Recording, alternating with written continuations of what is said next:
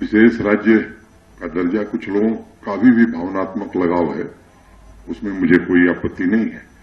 लेकिन अगर पूरी तौर पर उसे देखा जाएगा तो मैं मानता हूं कि एक छलावा के अलावा, एक डिसेप्शन के अलावा वो कुछ नहीं था।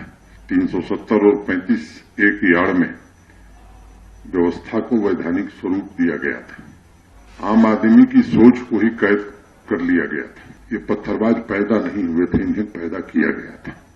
कई लोग ये कह रहे हैं कि एक बड़ा भारी ट्रांसफॉर्मेशन हुआ है। जब मैं ट्रांसफॉर्मेशन शब्द को देखता हूं तो ये मोटे तौर पर 14वीं शताब्दी में इसका प्रयोग प्रारंभ हुआ था। चेंज इन शेप और अक्रॉस एंड बियॉन्ड ये एक तरफा नहीं होता बल्कि संपूर्णता में होता है। इस शब्द का प्रयोग जब शुरू हुआ तो उसके हजारों साल पहले एक रोमन स्कॉलर थे सिसरो। उन्होंने एक बड़ी अच्छी बात कही। उन्होंने कहा कि इंसान कई बार बहुत सी चीजों के लिए जिद करता है, इंसिस्ट करता है कि यह संभव नहीं है, क्योंकि शायद वह उसे प्राप्त नहीं करना चाहता। वह डेवलपमेंट और लोगों की सोच को बदलने का प्रयास भी नहीं करता और लगातार उसकी उपेक्षा करता है। वह लगातार लोगों को इस तरह सोचने और जीने के लिए दबाव बनाता है जैसा वो स्वयं सोचता है। मुझे लगता है कि जम्मू कश्मीर की कहानी भी कुछ इसी तरह की है। लंबे समय तक, मैं 70 साल 60 साल नहीं कहूंगा, यहां जिन लोगों ने भी जम्मू कश्मीर के काम धाम को देखा, मुझे लगता है कि अगर उसकी आप एनालिसिस करेंगे तो जिस व्यक्ति का मैंने जिक्र किया सिसरो, उसका रिफ्लेक्शन साफ तौर पर दिखाई पड़ेगा।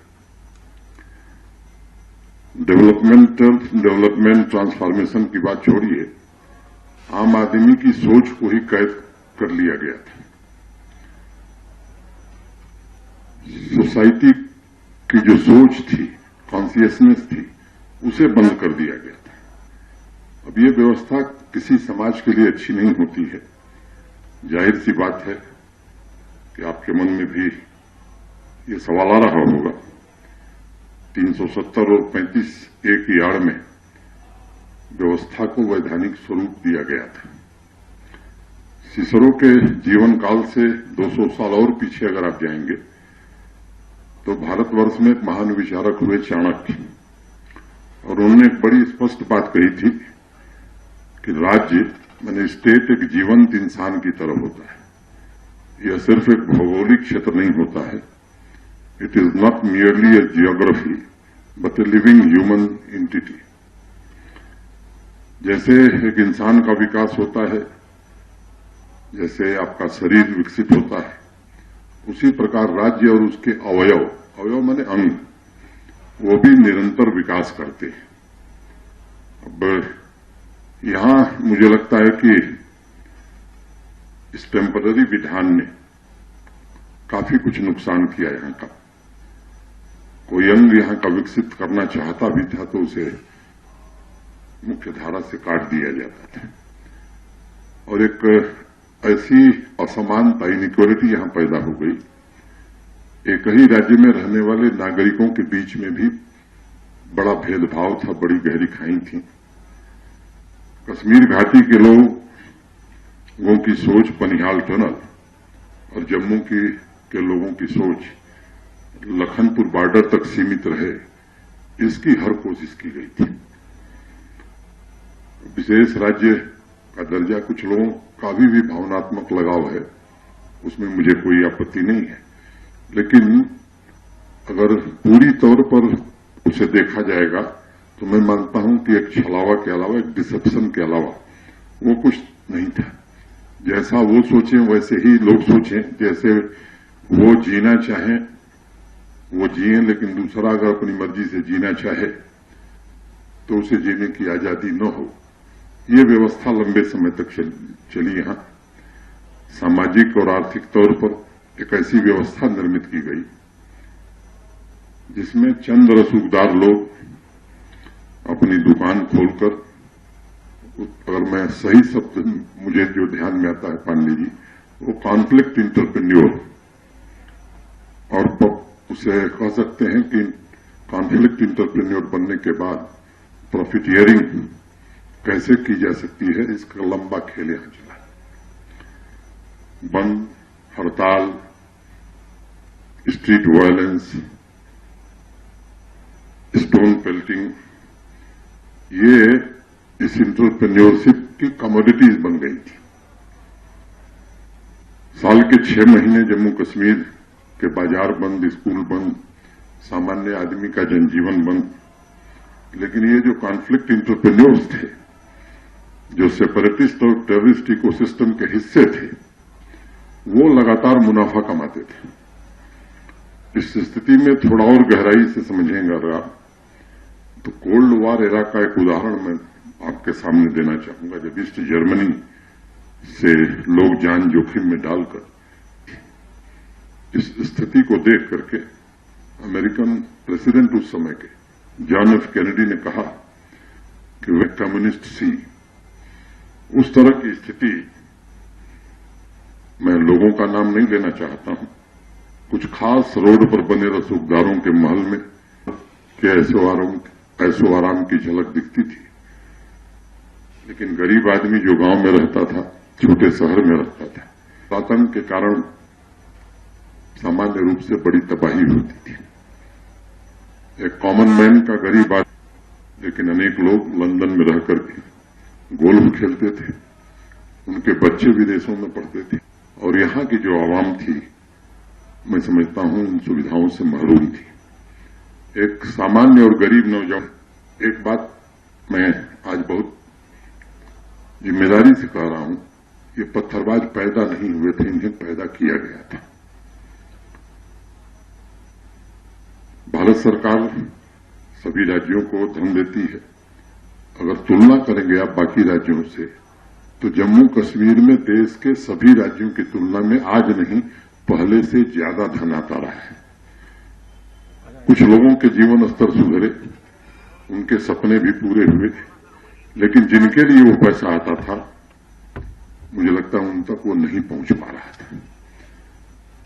कई लोगों की तिजोरी भर गई, और यह जीवंत राज्य और यहां के नागरिकों की आकांक्षाओं की परवाह किए बिना लोगों के महल बनते रहे। हमारा जो पड़ोसी है, मैं समझता हूं आप सब आर्मी में है, मैं आपके स्ट्रक्चर से बहुत परिचित नहीं हूं, लेकिन यहां आने के बाद अनेक आर्मी के ऑफिसर से बहुत आत्मीय संबंध बन गए। हमारे पड़ोसी देश की एक आर्मी है जो मुझे लगता है कि ट्रेड और बिजनेस और इंडस्ट्री में है, दुनिया के किसी देश की आर्मी के पास ये काम नहीं है। अब कुछ उनका सहयोग, कुछ यहां बैठे हुए लोग, ये कॉन्फ्लिक्ट पॉलिटिक्स और इंडस्ट्री, ये दोनों को एक साथ जोड़ करके यहां के लोगों के सपनों को कैसे न पूरा किया जाए, इसकी पूरी कोशिश हुई। और जिस कमोडिटीज का मैंने नाम लिया, ऐसी ही कमोडिटी प्रोड्यूस की गई। अनेक ऐसे लोग थे जो दिल्ली, मुंबई, चंडीगढ़, पूना जाने का उन्हें अवसर मिला। नई सोच के साथ उन्होंने बाकी स्थानों पर समृद्धि देखी। अनेक लोगों ने वहां बसने का फैसला कर लिया। उन्होंने ये महसूस किया कि यही उचित जगह है। मीडिया जो एक स्वतंत्र संस्था है हमारे देश में, मुझे लगता है कि उसको भी अपने ढंग से न काम करने की बजाय भारत विरोधी बातें कैसे दुनिया में फैलाई जाए, इसका एक विशेष ट्रेनिंग अभियान चला है। और ये जो पूरा इकोसिस्टम है, मुझे लगता है कि लोगों के दिल और दिमाग में एक बात बैठाई जा रही थी कि यह हिस्सा भारत का नहीं है। आप सब जानते हैं कि देश की संसद ने एकजुटता के साथ सबने मिलकर के ये प्रस्ताव एक बार नहीं 2 बार भारत की संसद में पारित किया है। केवल यहीं के बारे में नहीं, बल्कि उस क्षेत्र के बारे में भी जो आज हमारे पास नहीं है। इंस्टीट्यूशंस में जानबूझ करके अलगाववादी तत्वों को अभियान चला करके उन्हें उसमें पहुंचाया गया। अब ऐसी परिस्थिति में अब आज भी वे लोग विजडम की बात करते हैं। आप समझ सकते हैं उन दुकानों की हो रही 4 साल में जो नुकसान उनका है, स्वाभाविक रूप से पीड़ा उन्हें होगी। लेकिन आज मैं कह सकता हूं कि इन 4 वर्षों में एक बड़ा बदलाव आया है। थोड़ा लंबी भूमिका मैंने ले ली, मुद्दे पर अब आता हूं। और मुझे लगता है कि प्राइमर की तरह ये भूमिका काम करेगी। जम्मू कश्मीर को आप सब में अनेक लोग जानते हैं, लेकिन ट्रांसफॉर्मेशन को समझने में ये प्राइमर आपको मदद करेगा, ऐसा मैं मानता हूं।